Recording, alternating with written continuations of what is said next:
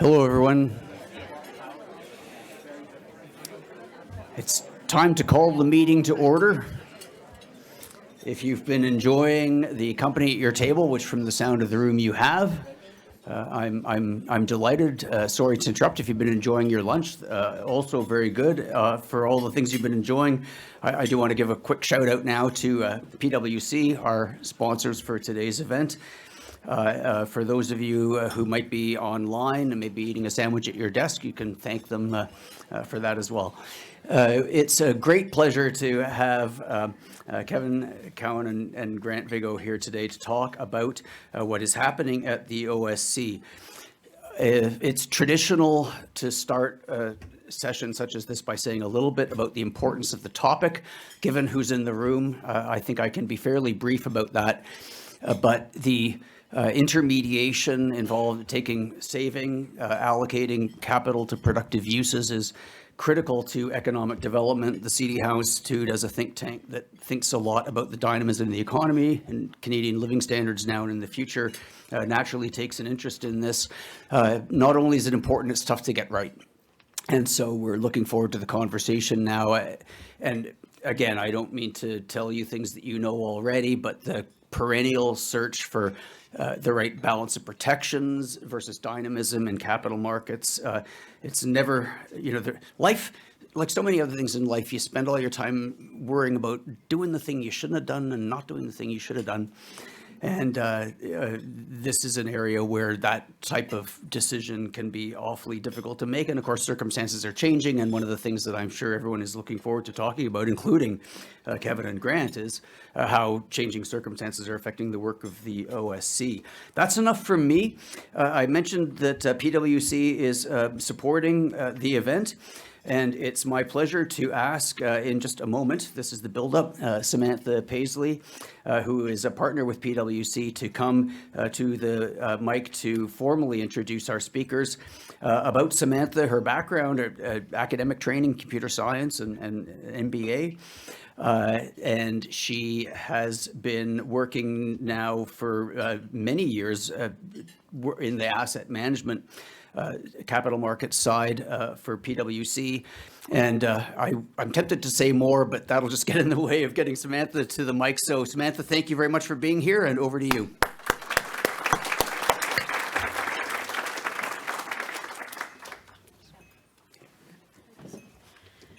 Perfect. Well, thank you for that, Bill.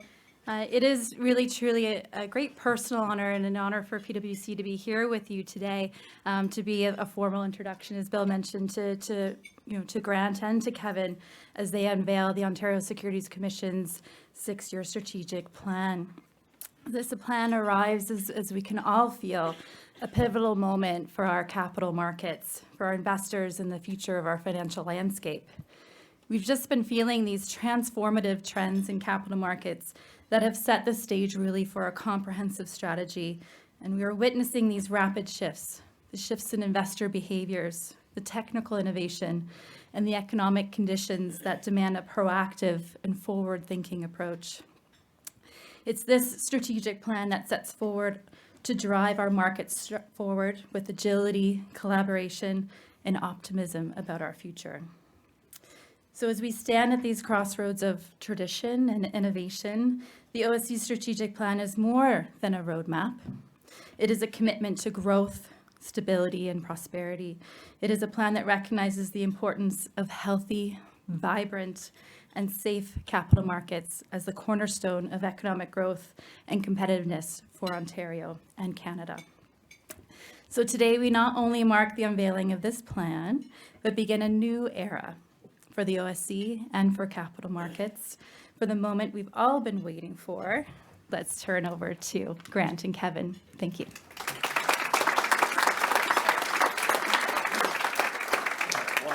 while Grant and Kevin are getting settled in their chairs at the front here, this is what people often call the fireside chat format, though, as is often the case, we're lacking the fire. But we're all ready for the chat. I will say, for those who are familiar with CD Howe Institute events that are often off the record, we are on the record. So you may be quoted even without your permission, but given the quality of the questions and comments that are made in this room, I'm sure that's not going to be a problem for anyone. Gentlemen, welcome. Thank you very much for being here.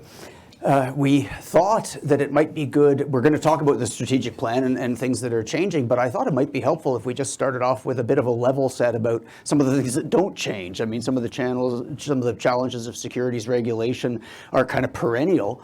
I don't know, Kevin, if you want to start on that, or Grant, but Kevin, I'll go. Why don't I just go to you first, because you're right next to me. Sure. I hadn't really thought so much about talking about what hasn't changed, but probably, I guess the most important ingredient of that is what you introduced us with when you talked about balance.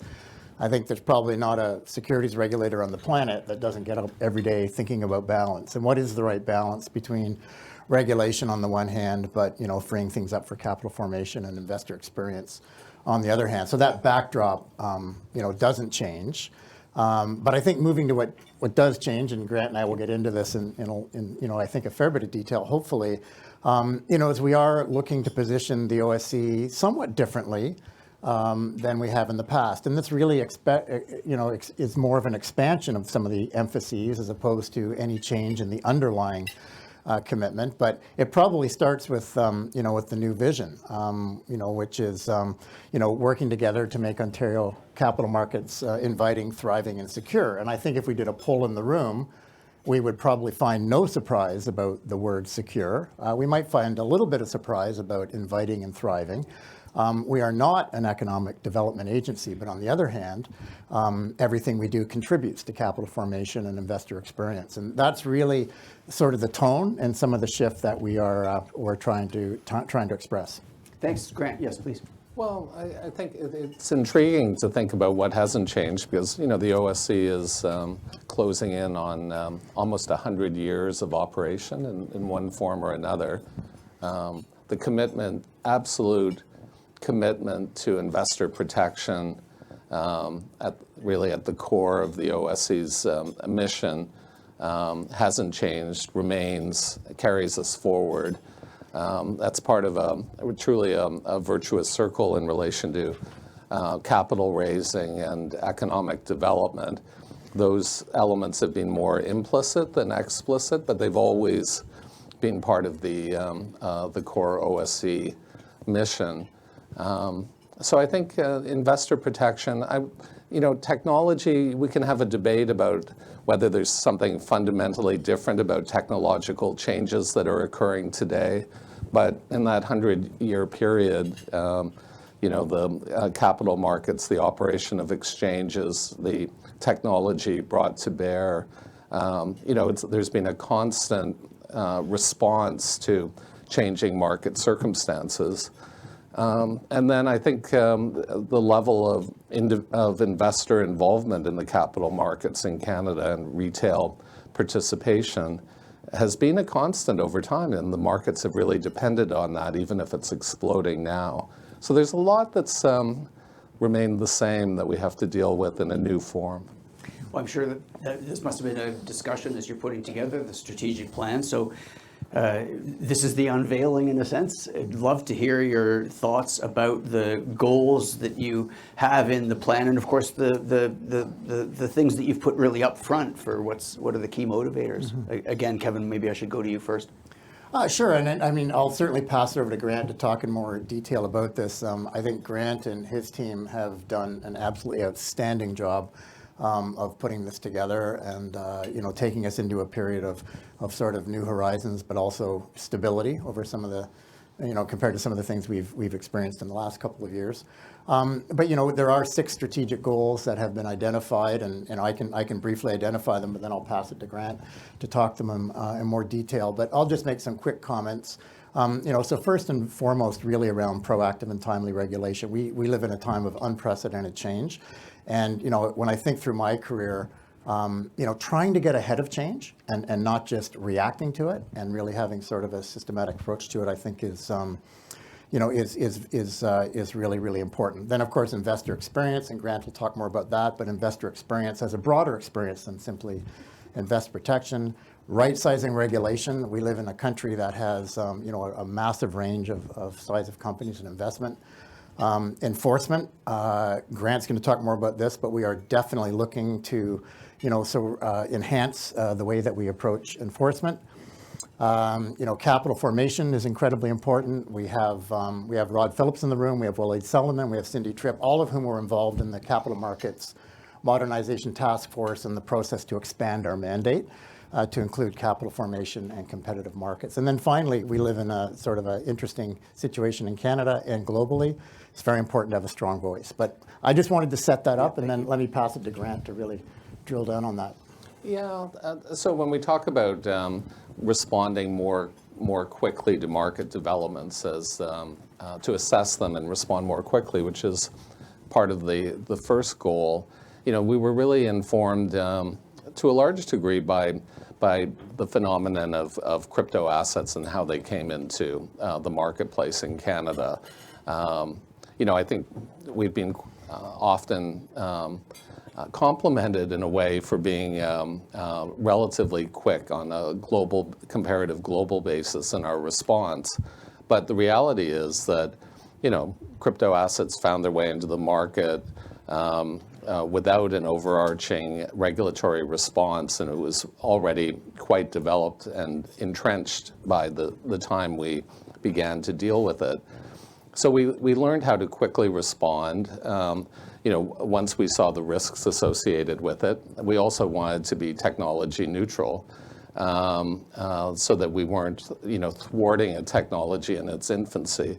We took a more cross-disciplinary approach. We, broke down silos. We took a task force approach. We, obtained outside resources, specialized resources, to understand in depth the blockchain component of it, bankruptcy issues that were associated with it.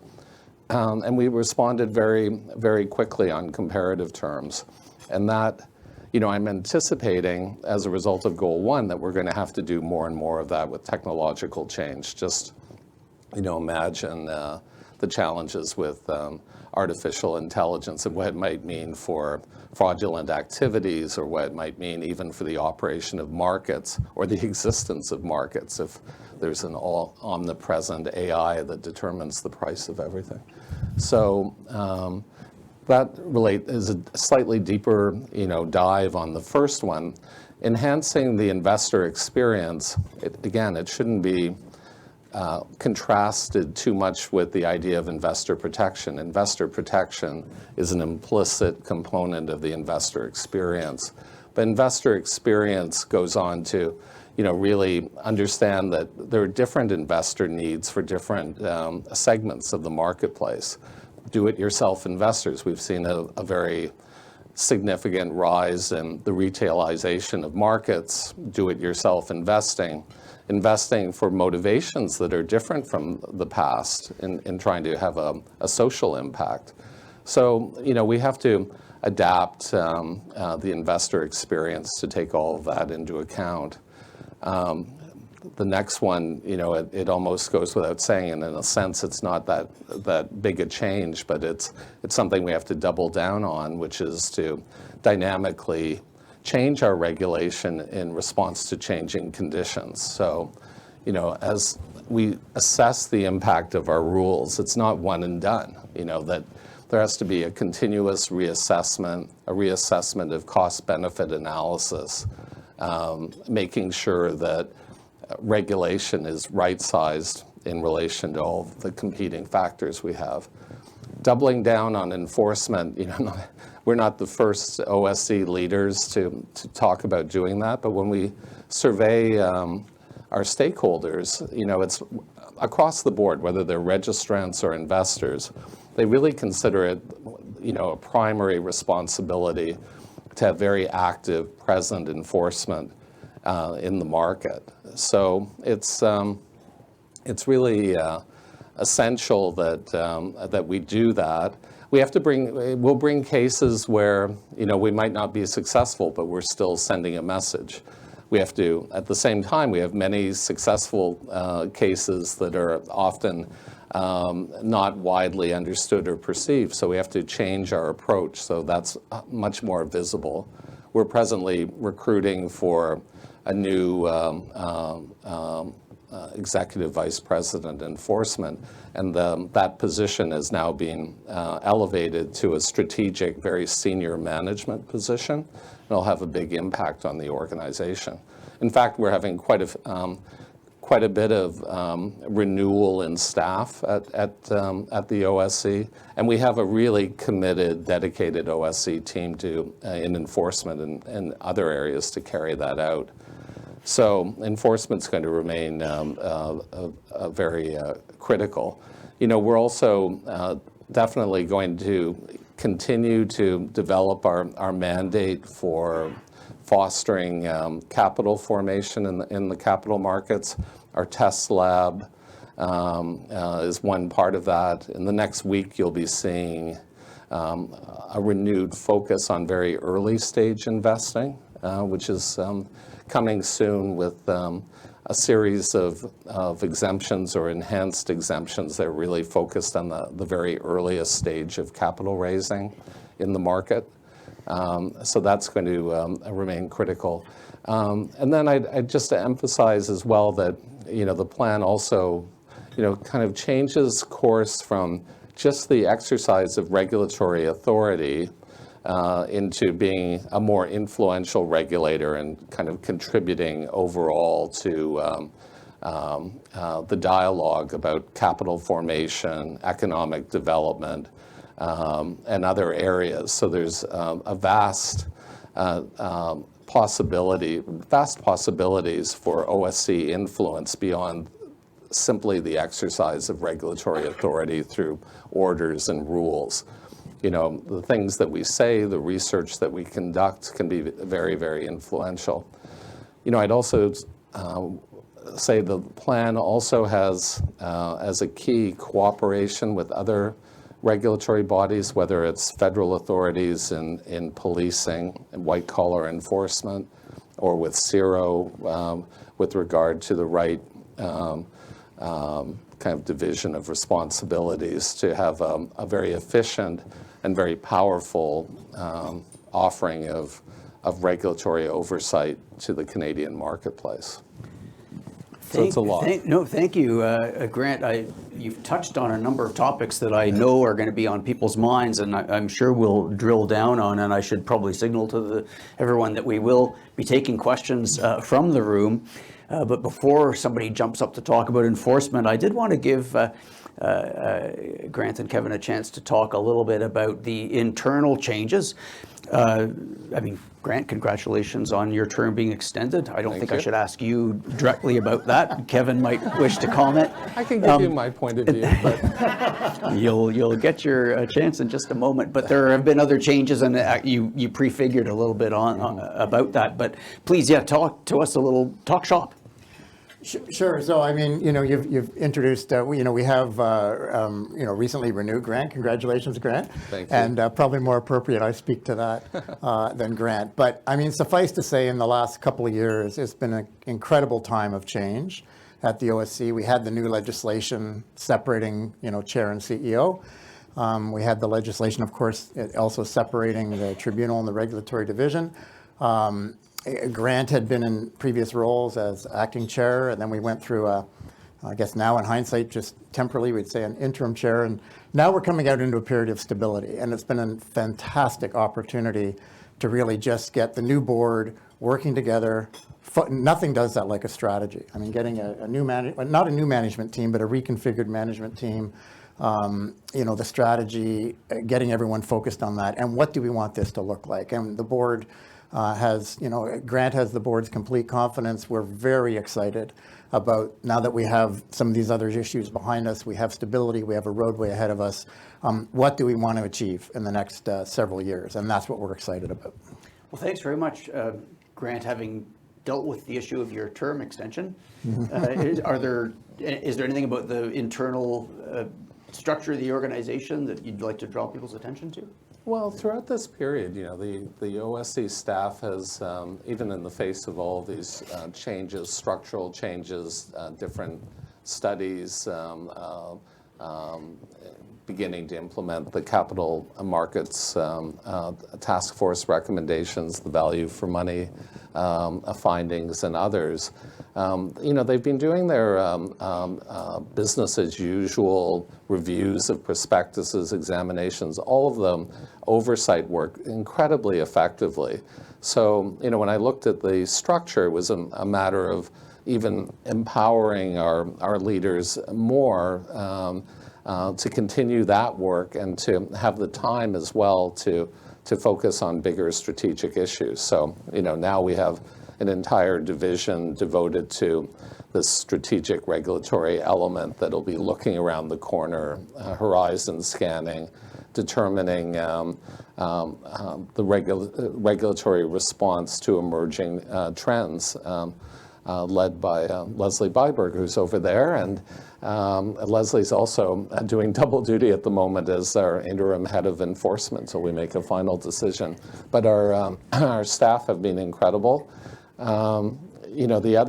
When I looked at the structure, we actually had 22 directors heading different offices and branches.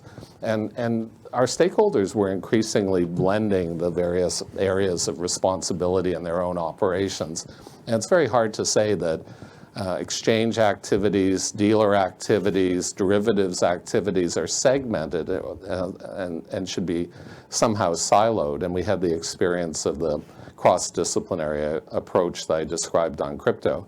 So we formed larger units that combine these various areas. And so there's a new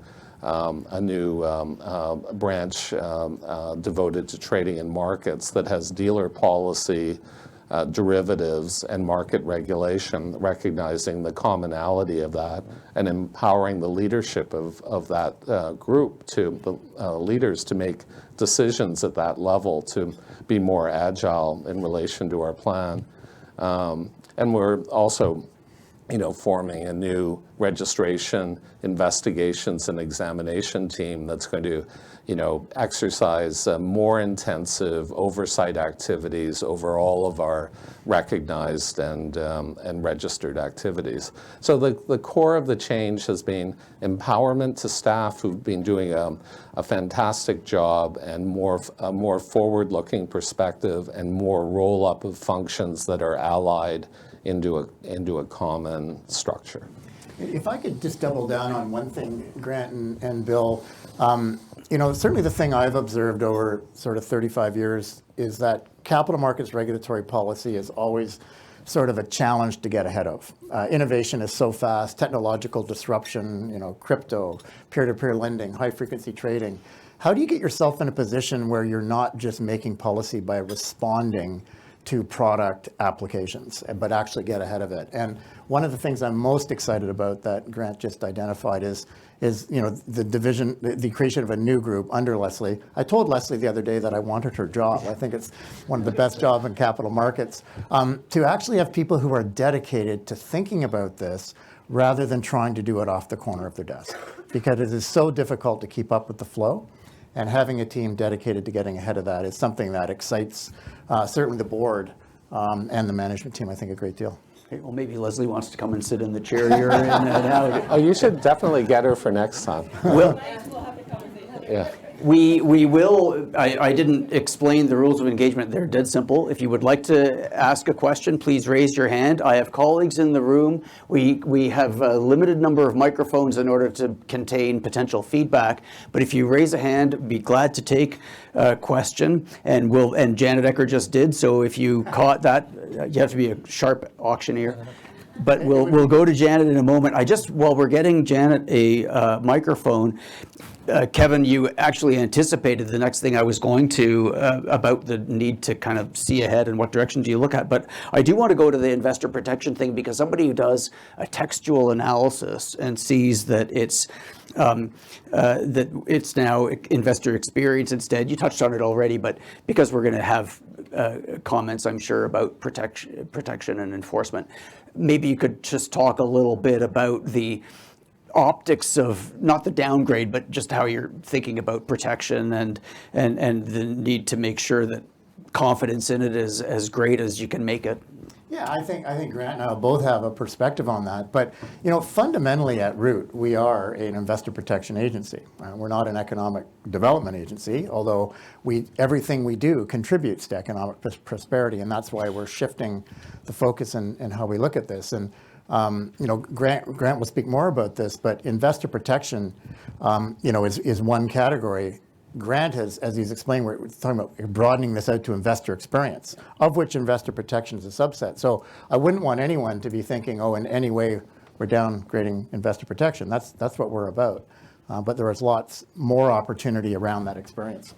Yeah, that's absolutely right. And I think over time the term investor protection in some quarters has been interpreted as complete de-risking. Or to be very skeptical about risk capital and risk in the capital markets. And obviously portfolio analysis takes a different view, and risk is inherent in economic development, and risk provides tremendous opportunity for investors across the board. Some investors, have a greater capacity to bear that risk based on suitability and appropriate disclosure. But the term investor experience, it takes this more nuanced approach to different investors and what their needs are in the market, and is a subtle change to not have a message implicit in our mandate. It is our statutory mandate to promote investor protection, but within that concept, we wanted to change the perspective to create greater opportunities as well for investors who can appropriately bear risk. And so the investor experience is a more nuanced approach to investor needs and risk.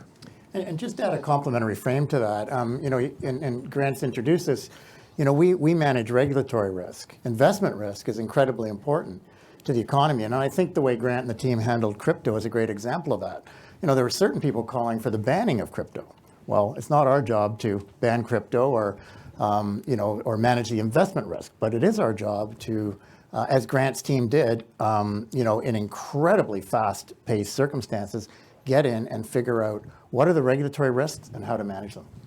Thanks very much. I promised Janet Ecker a chance to ask a question. Janet, please go ahead. Thank you very, very much, and the microphone is on. Thank you to both of you for coming today. And first of all, welcome the appropriate shift to economic development and policy aspects. Government frequently underestimates the economic development value of the financial sector, so I think that is welcome. And secondly, Kevan, thank you for all your efforts on trying for the common securities regulator someday in somebody's lifetime. Maybe not my lifetime, Janet, I think we've all given we up. all just pushed it ahead a little bit. This is like waiting for the Maple Leafs. Anyway, a financial executive with years of experience once said to me that when he'd been working on the street, Bay Street exec, he wondered why regulators were so dumb. And when he actually got a job in it was actually Bank of Canada, he couldn't figure out why the industry was so dumb. So Kevan, you've come from the financial sector, sort of on the street as it were, and you are now clearly in a regulatory role. So have there been any interesting insights that you've had either about the job or about the sector now that you're looking at us from a different perspective? Relative levels of intelligence. I'm not going to touch the intelligence part. It's probably a little bit trite to say, but when you work on both sides of the street, you very quickly realize how true it is that everyone thinks there's too much regulation until there isn't. And that moment when the wheels come off is when everybody shifts views. And probably one of the biggest insights to me is that the people who speak the loudest are the same people who are saying there was too much regulation. And the moment the wheels come off, it's often the same people saying there's not enough regulation. And I think it goes back to Bill's introductory comment and just reinforces how important that quest for balance is every single day. But and I guess the other thing would be, it's a great privilege and honor to now be on this side of the street and just seeing how dedicated, passionate, hardworking, knowledgeable, and experienced the OSC staff are. When you're on the other side of the street and you've made an application, sometimes you're saying, why is it taking so long, or why are they asking this question? But I can assure everybody here that if you haven't had the opportunity to be on this side, everyone is doing their darndest every day to find that right balance and to get it right. Thank you. I feel, Grant, that I should offer you, should you choose to take it, a chance to say something about that. Well, I also had the same type of experience being in private practice for many years and trying to deal with the regulatory system in Canada and the United States. And, I think there's a tremendous amount of well-meaning people on both sides who are trying to do the right thing, and it's an incredibly cooperative effort. But then there are outliers. There are outliers on the market side that try and push the envelope too far, and there were lawyers who helped facilitate that, who I was certainly aware of in my environment. On the regulatory side, it's incredibly well-meaning, but the ability to regulate can have drastic effects on capital formation, and that balance we're talking about is really important. And so, developing a regulatory outlook that it truly is balanced is really essential. You don't want to go so far as to have the risk of destroying opportunity. So, that's what I gained from being on both sides. And, both extremes need to be modified, and there needs to be a lot of development and ethical development and development of skills on both sides. The other thing, just to quickly add to this, and something Grant said made me think of this. Often we think of balance in terms of one particular file, but it's also balance in how you operate. And as you have the chance to look at the strategic plan, you'll say it's not just about who we are, it's about how we operate. And so, for example, if you're going to do things to promote capital formation on the front end, then it's very important to have more enhanced and rigorous enforcement on the back end, so that there's that kind of balance at front and back as well. And you will see that reflected in the strategic plan. Oh, thank you. That's a good point. Thank you for mentioning that. Now, I'm struck by the absence of hands in the air. So I'm going to ask a question that is very open-ended, and then maybe some in the room will decide they could ask a more pointed one. But it really has to do with the point that both of you have touched on about trying to stay ahead of developments in capital markets, because we all wish that we could be just 15 seconds ahead, let alone days or weeks or even months. If you could just give us a sense of what directions you're looking at, because of course things come from, there's all kinds of different dimensions of technological, other developments. But you must have spent a lot of time talking about this and thinking about, where in the world are you looking at, which developments are you looking at? It's a very open-ended question, as I say, but. I'm going to make a quick comment and pass it to Grant. I would just say it's not just where you look, and I could say we're looking everywhere. Grant can offer a more focused response, but it's also just having the systems and structure in place so that you can look. And I think that's reflected in some of the reorganization of the OSC. Yeah, I think, we're increasingly looking in places to find ways of intelligent capital formation. I was mentioning earlier the focus on very early stage capital formation. Ontario has a number of very effective angel investor groups. How can they be harness to help with the economic development of Ontario and Canada, and to encourage Canadian investors to be more equity oriented. That's an incredibly, and we look at that phenomenon around the world. There was a fascinating article about a week ago in the Financial Times about how Sweden has become a magnet for equity ownership in Europe, with an outsized level of equity ownership, some very interesting tax programs to develop it, without a mandate encouraging Swedish pension investing in local companies, without a mandatory requirement. And they've achieved a culture of they've achieved an entrepreneurial investor culture, according to these accounts. I should mention the head of the Central Bank of Sweden is coming to our OSC dialogue, Eric Thedin, in a couple weeks, and I'm certainly going to be asking him about these opportunities. But I love the Swedish saying that you don't have to cross the river to find water. And I'd love for that philosophy to become more imbued in Canada. But I think the Swedish tax programs and capital markets programs deserve a lot of scrutiny. There's some really interesting enforcement efforts they're developing at the FCA that we take inspiration from.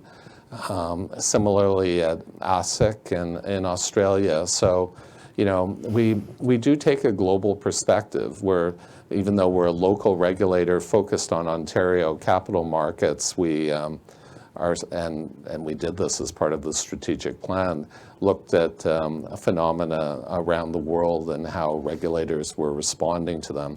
We will too take some inspiration from the SEC on the enforcement front. They have a harder, more visible approach to enforcement.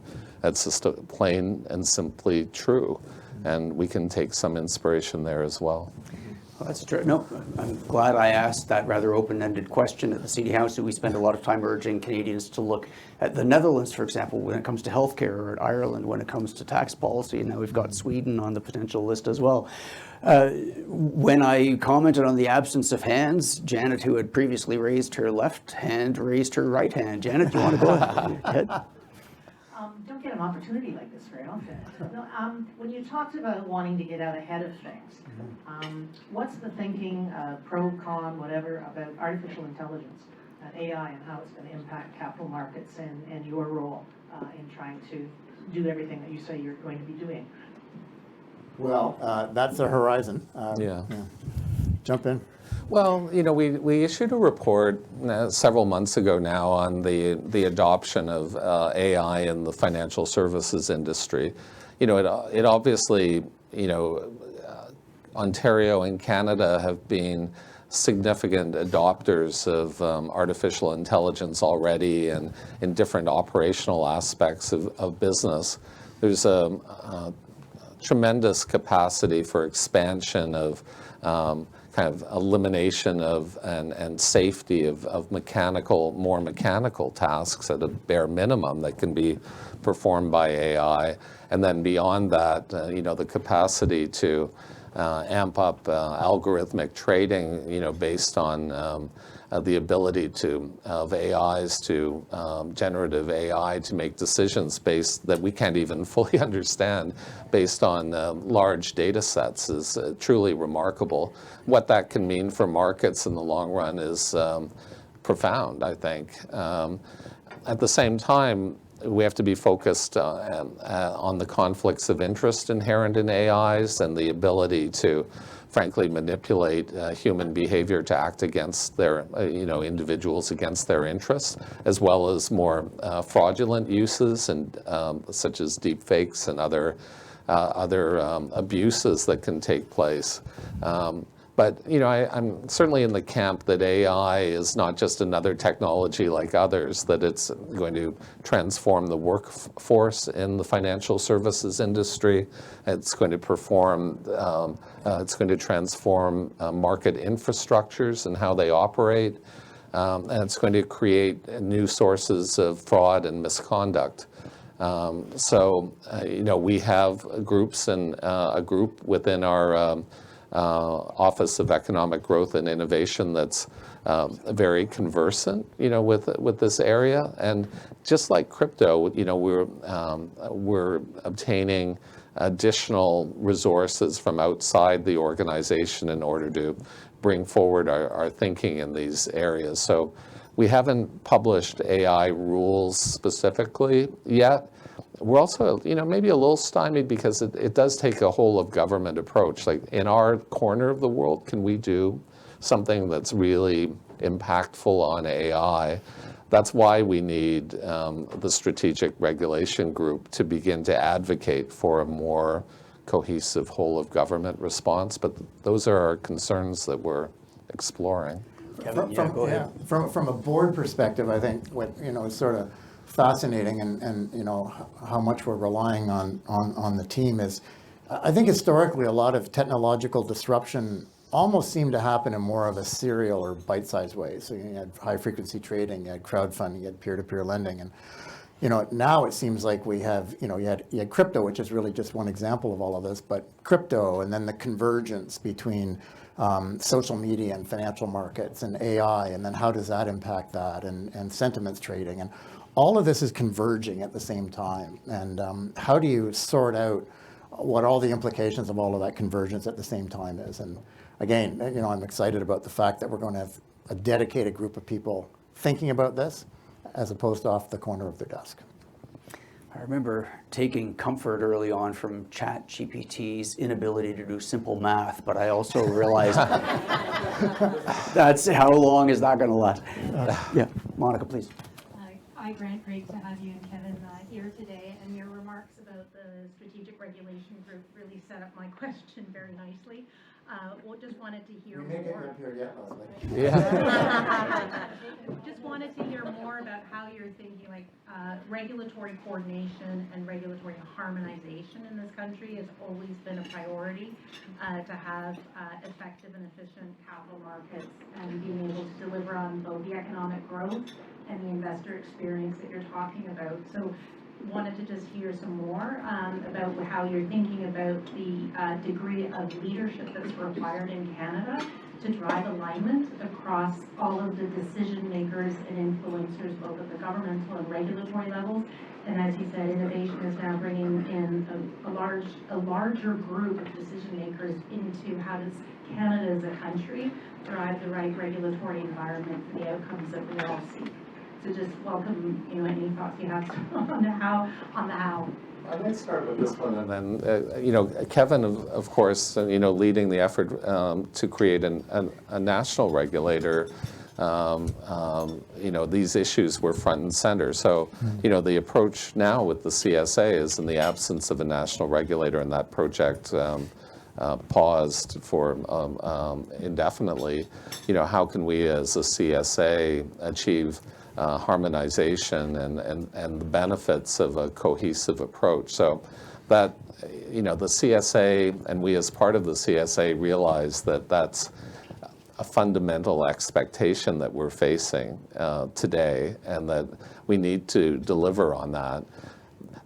It's also at the same time that there are, just as there are societal differences on involving political outlooks or social issues or ESG, Canada is also characterized by different points of view in securities regulation, touching on any number of issues, including climate disclosure or ESG, diversity, even technical issues about short selling can be the source of division. But ultimately, the CSA processes normally result in a consensus that reflects the wisdom across the country and reflects Canada. So I think that's going to remain true.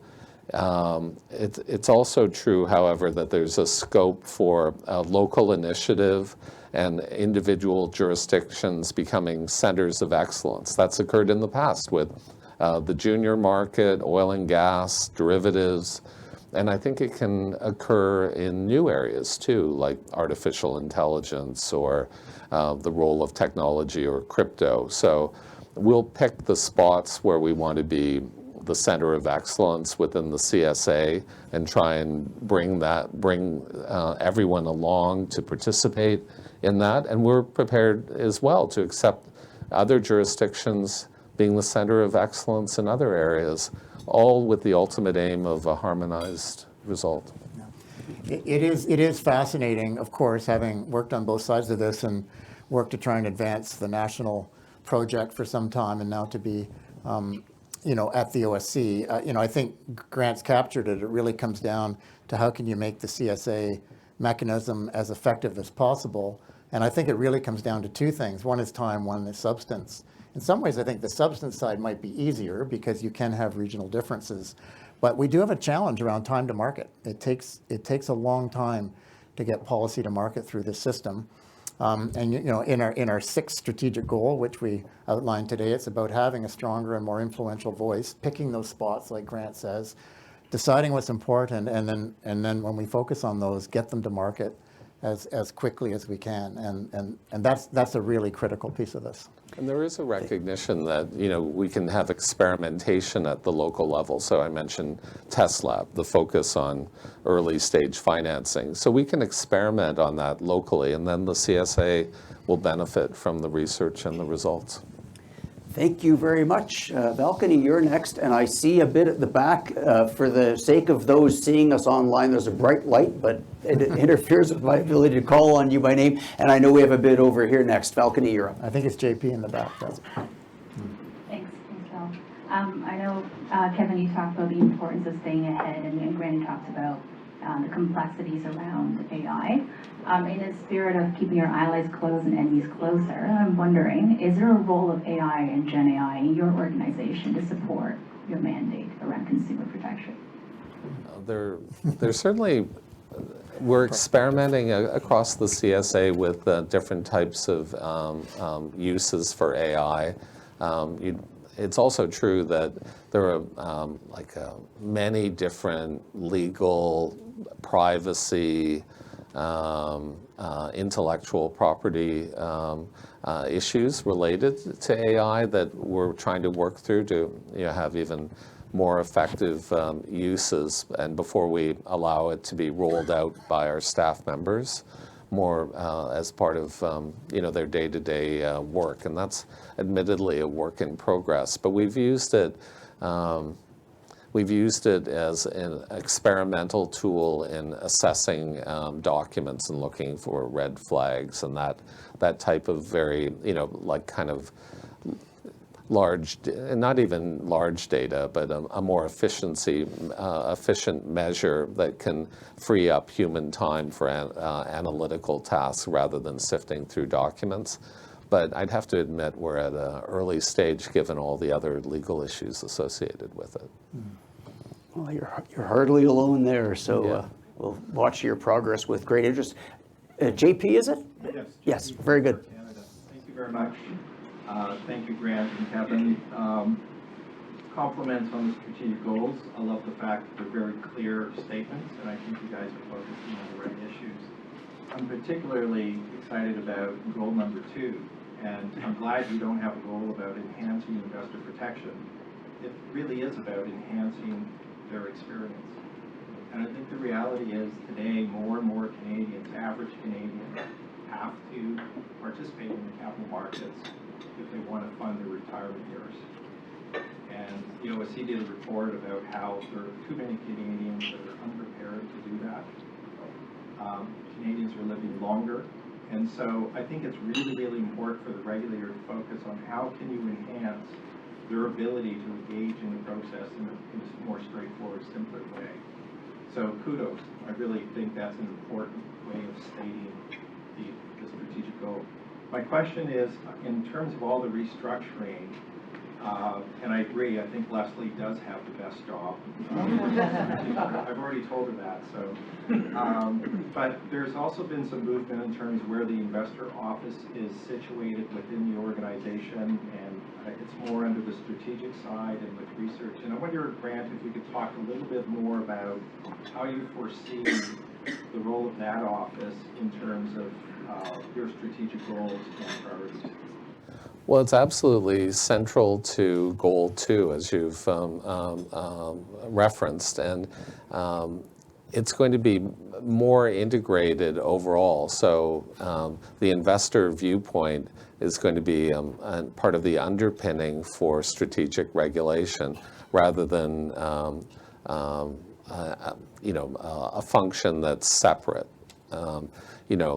Part of this is to break down silos and get the benefit of learnings to permeate the organization. And I've always thought the Office of Economic Growth and Innovation and the Investor Office, was wise that they were set up as separate units with different perspectives, because the overall culture of the OSC didn't have those viewpoints. It always had the investor viewpoint, but it didn't have that entire specialization permeate the culture. And it certainly initially, a regulatory outlook isn't necessarily facilitative of economic growth and innovation. I think we matured to the point where the underlying viewpoints in both groups to drive forward the investor experience and innovation permeate the thinking of the organization. So if we can create centers in strategic regulation to focus on behavioral economics, to focus on life cycle issues associated with investors, with the different needs for elderly Canadians or vulnerable Canadians or new Canadians, and we can integrate that in an overall offering, it'll be more effective than if it were emanating from a single separate voice. So, and again, Leslie has a great job, but a really challenging one to integrate those viewpoints in our entire approach to regulation. So I think the resources of the investor office will enhance strategic regulation and be enhanced by strategic regulation. JP, I want to thank you for framing the comments the way you did, because it's so easy to grab a headline and say, that the OSC has not focused on investor protection, when in fact, this is an enhancement of the focus around investors. Many of you may not know, we have a behavioral scientist on our board, and he's sitting right here, David Lewis, which has been invaluable in terms of thinking about trends in demographics and investing styles. I'll also just quickly say we have Marianne DeMonte Whalen here from our board, and Kelly McKinnon as well. So thanks for being here. Thanks very much for that. Victoria, you're next. Victoria Wilson from Deloitte. Just on the back of the previous question, I was reflecting on consumer duty in the UK that came out, and it sets a higher standard of care for retail investors. What are your thoughts on retail investors, especially ones who walk into the branch, and their ability to have the diverse set of options? It's a really good question. I've been on the record expressing concerns about the proficiency and quality of advice in Canada, and also, the limited. I've been concerned overall about the movement towards closed shelves by our largest financial institutions. I'm also, I've been concerned about Canadian investors experiencing, higher costs than for investing than are experienced globally. I think that over time, the evolution of the client-focused reforms is going to lead to another step that has to take into account competitive factors to make sure that there's a reasonable range of products, including independent products, that are available to Canadians, and that the advice that's being received in the bank branches is more proficient and has more components of financial planning brought to bear, so that Canadians can expect more the advice that they're receiving. Even if they're not wealthy and receiving the highest level of fiduciary advice that's offered by a registrant, they should be able to expect a range of products that promote competition as well, and serve Canadians, as well as more elements of financial planning that are rigorous and capable of supporting Canadians' objectives. Thank you for those very thoughtfully chosen words. Very good. They were. Jed, you're up. Should be on. Hi, it's Jed Friedman with Scotiabank, formerly with OSC Enforcement. Thanks for coming today. Grant, I had a question about staff. In the States, at the FTC and the DOJ, there often is what's skeptically referred to as revolving door staff who go back and forth between the street and the regulator. Do you think that is that system has benefits, and is it something that you're going to encourage going forward? I think it definitely has benefits. Like we gain from the insights that people have when they come from the street to the OSC, and when people from the OSC go out into industry, at different levels. Like we see people at very senior levels who've left the OSC who have very important leadership roles in financial institutions, and brings an OSC perspective, and they're kind of ambassadors for good regulation. So yeah, I've always, of course, I was in the U.S. environment, and now I envy the fact that there's this more intense movement back and forth between the SEC and the street. Not speaking personally, are you, Grant? Yeah, not personally. I'm in for 5 years. I'm not going anywhere. But it's it's really a strength. We have on the other hand, it's also a strength that we have people with a different kind of employee experience who have deep expertise and choose to stay at the OSC for 20 or more years, and we have some of those people in the room here today too. So I think there needs to be a balance of continuity and back and forth, but I think the OSC definitely benefits from that movement back and forth, and it's something. I'm always sad when people go and leave, and they're the most talented people, and they're going to work at financial institutions.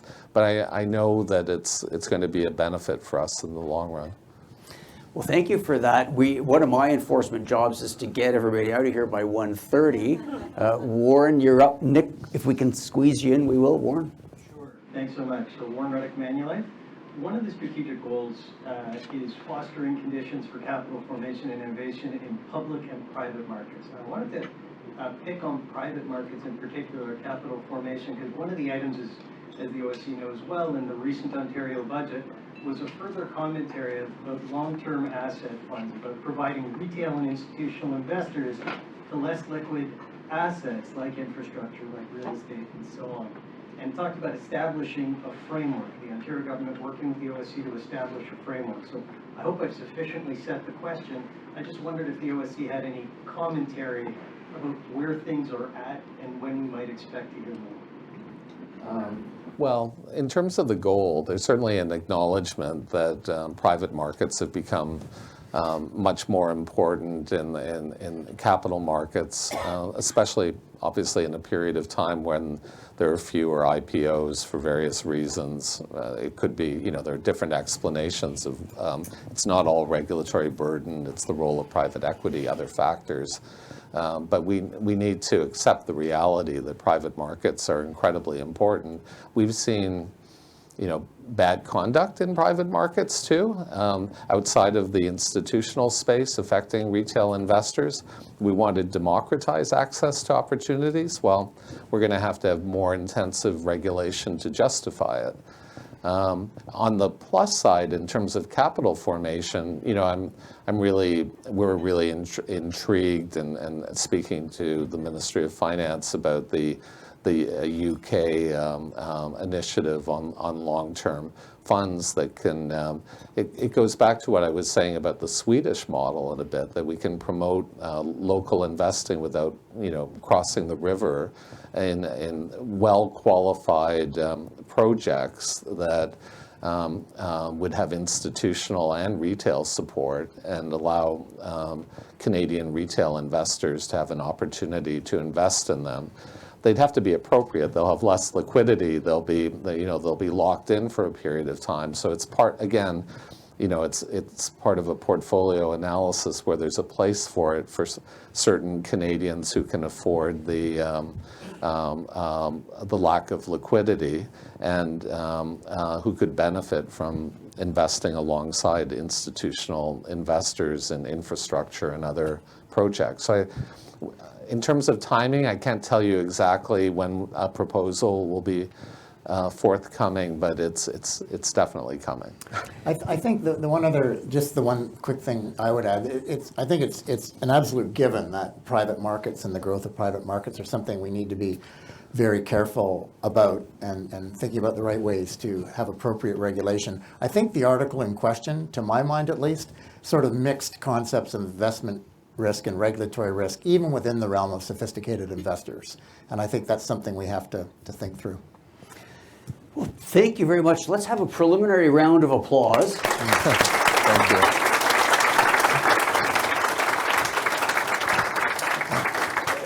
Nick, I'm sorry we didn't get to your question. As I mentioned, I do have an enforcement duty, and it's got a long-term benefit of dynamic events such as these, where people come knowing that we will wrap up on time.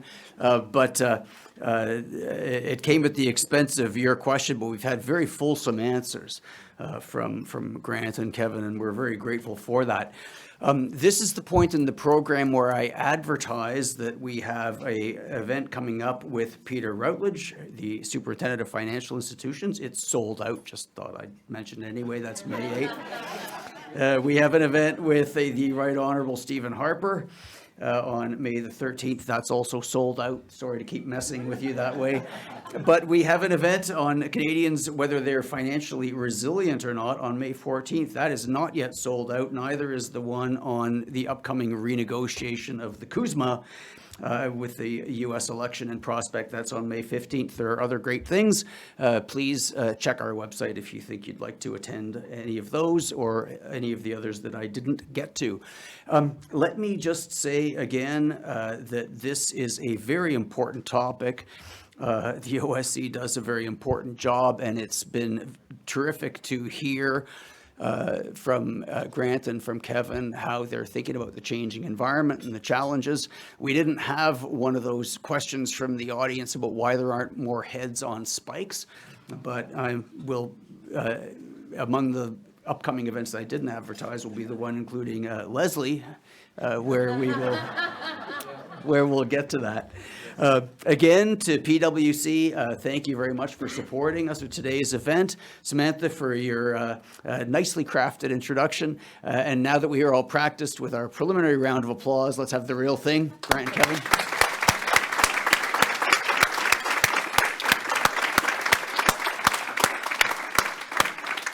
That's it.